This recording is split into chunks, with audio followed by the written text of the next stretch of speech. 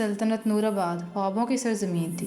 पहाड़ों की चोटियों पर बर्फ़ सफ़ेद मोतियों की तरह चमकती, मैदान रंग बिरंगे फूलों से भरे होते और नहरें ऐसे बहती जैसे चांदी के सांप धूप में लहरा रहे हों। महल के बड़े बाग में शहजादी महरुन्निसा सुबह सवेरे फूलों को पानी देती। उसके सुनहरी बालों पर शबनम के कतरे मोतियों की तरह जगमगाते और होंठों पर मुस्कुराहट रहती। महल के कोने में बादशाह जहांगीर खड़े बेटी को देख रहे थे। उनकी आंखों में प्यार भी था और एक छुपा खौफ भी। सालों पहले बुजुर्ग नजूमी ने पेशनगोई की थी, जब महरुन्निसा 16 बरस की होगी, स्याह जादूगर ज़लमाक आएगा और उसे शीशे के महल में कैद कर देगा, जहाँ वक्त रुक जाएगा। जहांगीर शाह ने दिल में अहद किया था कि वो इस पेशनगोई को हकीकत नहीं बनने देंगे। उन्होंने सबसे ऊंचे पहाड़ पर एक किला बनाया, जिसके गिर्द बादल तैरते और जहाँ से नीचे सिर्फ नीला आसमान नजर आता। महरुन्निसा की 16वीं सालगिरह थी। महल में खुशियों, मौसीकी और कहकों का शोर था।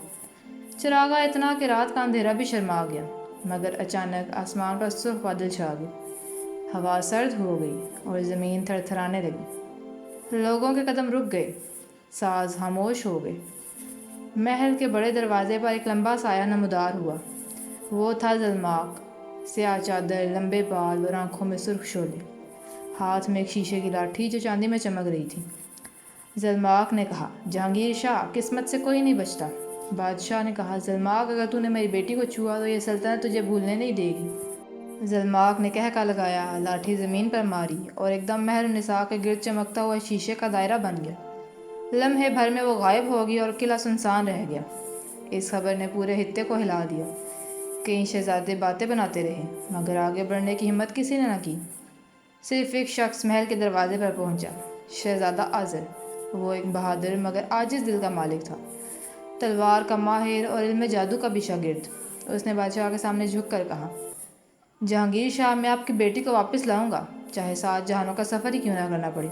बादशाह की आंखों में नमी आई और कहा, बेटा, अल्लाह तुम्हारा हामी हो, लेकिन खबरदार, ये रास्ता खतरे से खाली नहीं है।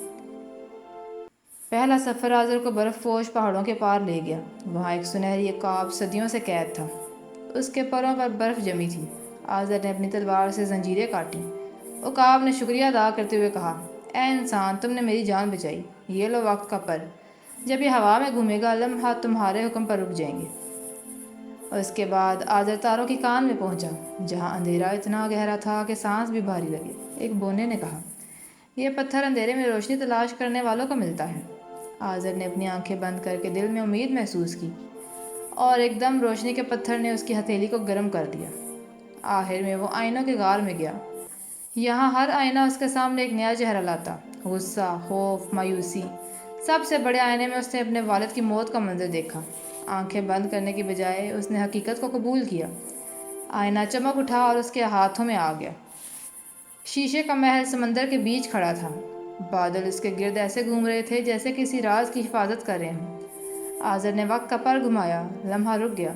रोशनी का पत्थर दीवार पर रखा, शीशा पिघलने लगा, लेकिन उसी वक्त ज़लमाक नमदार हुआ। तुमने हिम्मत की, मगर यहाँ से ज़िंदा वापस नहीं जा पाओगे। आज़र ने कहा, मैं मरने नहीं आया, मैं सच दिखाने आया हूँ। उसने सच का आईना ज़लमाक के सामने किया। आईने में एक मासूम लड़का नजर आया, अकेला, भूखा, बारिश में कांपता। ज़लमाक के चेहरे का गुस्सा अमानत पड़ गया।